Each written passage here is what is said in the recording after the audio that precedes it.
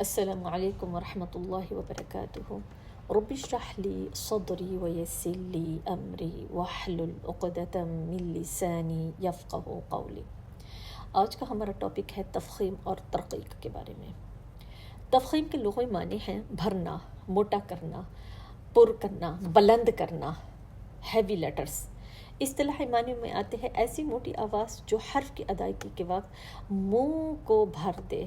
جس طرح ہم پڑھے ہوتے ہیں قال قال ظا، تو اب منہ کے اندر ایسا محسوس ہوتا ہے کچھ چیز بھر گئی ہو. تفخیم کہیں، مفخم کہیں، مفخمہ کہیں، یہ اس کے نام ہیں.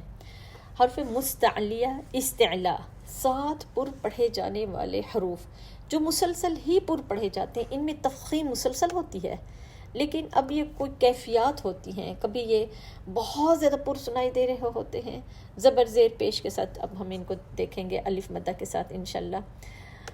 ترقیق، ترقیق کے لغوی معنی ہوتے ہیں باریک ہونا. اصطلاحی معنوں میں آتا ہے ایسی باریک آواز جو حرف کی ادائیگی کے وقت منہ کو نہ بھرے، جیسے ما، تا، کا، جا. اب یہ لائٹ پڑھے جا رہے ہیں.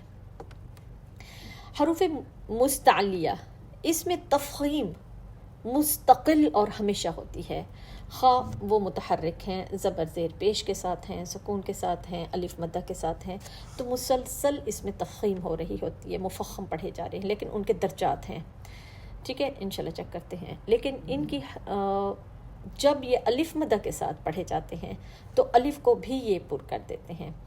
اب 4 حروف ایسے ہیں، 4 حروف مسلسل ان میں تفخیم کا جو درجہ ہے سب سے زیادہ بلند ہوتا ہے. اس میں صا ہے، ضا ہے، طا اور ظا.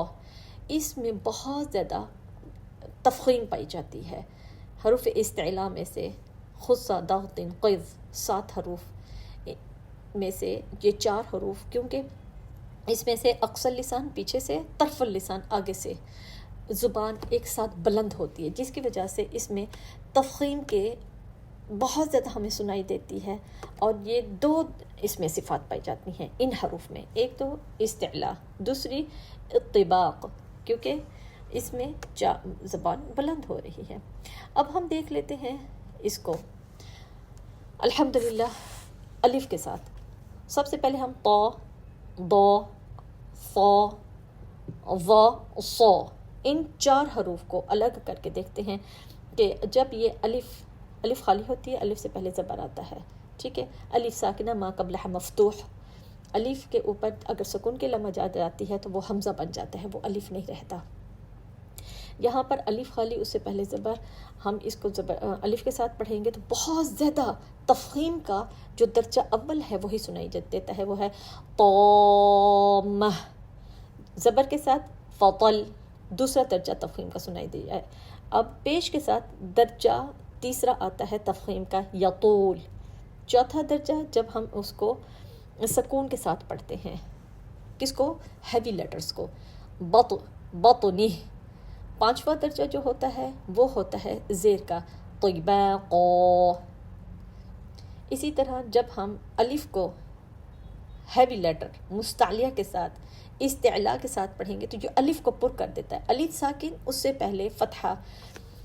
سکون کی علامت کبھی بھی الف کے اوپر نہیں آتی، الف بالکل خالی ہوتا ہے، اس سے پہلے زبر آتی ہے. تو اب اس کو جب ہم ضا کے ساتھ پڑھیں گے الضالین، اب اس نے اس کو کتنا مفخم کر دیا ہے. یہ پہلا درجہ ہے تفخیم کا. تفخیم کا دوسرا درجہ ہوتا ہے جب ہم اس کو زبر کے ساتھ پڑھتے ہیں تضع. تیسرا درجہ جب ہم اس کو پیش کے ساتھ پڑھتے ہیں بعدہم. چوتھا درجہ جب ہم تفخیم کو پڑھ رہے ہوتے ہیں وہ ہے سکون کے ساتھ یضرب، زیر کے ساتھ معرضین، یہ 5واں درجہ. اسی طرح ہم ضا کو دیکھ لیں، جب وہ الف کے ساتھ پڑھا جاتا ہے ظالمین، ظالمین. اب یہ کیا ہے؟ تفخیم کا درجہ اول.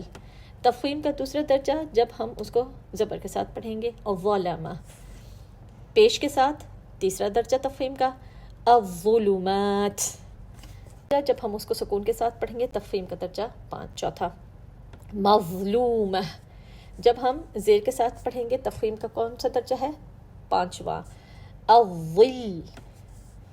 اسی طرح قوف کو دیکھ لیں، جب الف کے ساتھ پڑھا جا رہا ہے، اگر کسی جگہ پر الف کے اوپر سکون کی علامت آ جاتی ہے، دائرہ آ جاتا ہے، جزم آ جاتی ہے، وی کا سائن آ جاتا ہے، تو وہ الف نہیں رہتا، حمزہ بن جاتا ہے، ٹھیک ہے؟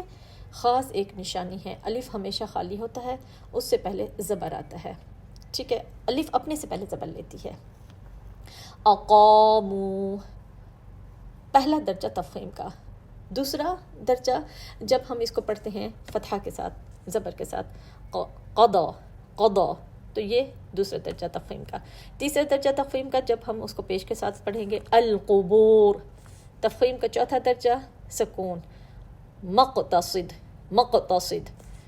پانچواں درجہ قطیر، قطیر۔ اب یہ پانچواں درجہ جب ہم نے زیر کے ساتھ پڑھا۔ غین کو دیکھ لیں، الغافلین، غا، اب کتنا ہیوی پڑھا جا رہا ہے، اس نے پر پڑھے جانے والے جو حروف ہیں وہ الف کو بھی ہیوی کر دیتے ہیں، مفخم کر دیتے ہیں، تفخیم میں پڑھا جا رہا ہے، مفخمہ ہو گیا ہے۔ الغافلین، الف کسی بھی صورت ہم نے اس کو ترقیق میں نہیں پڑھا، لائٹ نہیں پڑھا۔ زبر کے ساتھ تفخیم کا دوسرا درجہ غیب، تیسرا درجہ تفخیم کا غلبت، پیش کا۔ سکون کے ساتھ تفخیم کا چوتھا درجہ اغلالہ، پانچواں درجہ تفخیم کا غل۔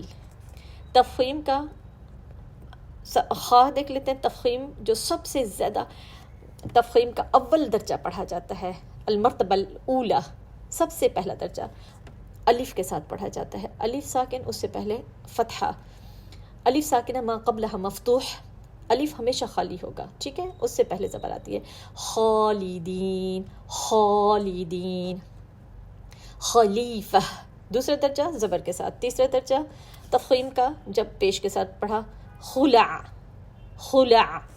تفخیم کا چوتھا درجہ جب ہم اس کو سکون کے ساتھ پڑھیں گے، اختلاف۔ پانچواں درجہ جب ہم اس کو زیر کے ساتھ پڑھیں گے، مواخر۔ اس میں ایک چیز کا خاص خیال رکھنا ہے کہ اپنے ہونٹوں کی شیپ کو گول نہیں ہونے دینا۔ پر پڑھے جانے والے حروف کے وقت اگر ہونٹوں کی شیپ کو ہم گول کریں گے تو اس کے ساتھ واو لگ جاتا ہے اور یہ لہنے چلی ہو جاتا ہے۔ جیسے اگر ہم پڑھتے ہیں الشیطا، تو سامنے سے منہ کھل رہے ہیں، اگر ہم ہونٹوں کی شیپ کو گول کریں گے الشیطا تو واو لگ گیا، لہنے چلی ہو گئی، اس کا خیال رکھنا ہے۔ اور جو ہم ترقیق میں لیٹر پڑھے جا رہے ہیں، جیسے ایاک نعبد و ایاک نستعین، اب یہاں پر یہ خیال کرنے کا اس کو بہت زیادہ مجہول نہیں کر دینا، ٹھیک ہے؟ ان چیز کا خاص خیال رکھنا ہے۔ انشاءاللہ باذن اللہ کچھ بھی مشکل نہیں ہے، ترقیق ہوتا ہے لائٹ کر کے پڑھنا، اور جو مفخم ہوتے ہیں تفخیم کہیں پر کر کے پڑھنا، کچھ بھی مشکل نہیں ہے۔ اللہ سبحانہ وتعالی ہم سب سے راضی ہوں، بار بار دہرانا ہے، اللہ سبحانہ وتعالی ہمارے لیے آسانیاں پیدا کرنے والے ہیں۔ السلام علیکم ورحمۃ اللہ وبرکاتہ۔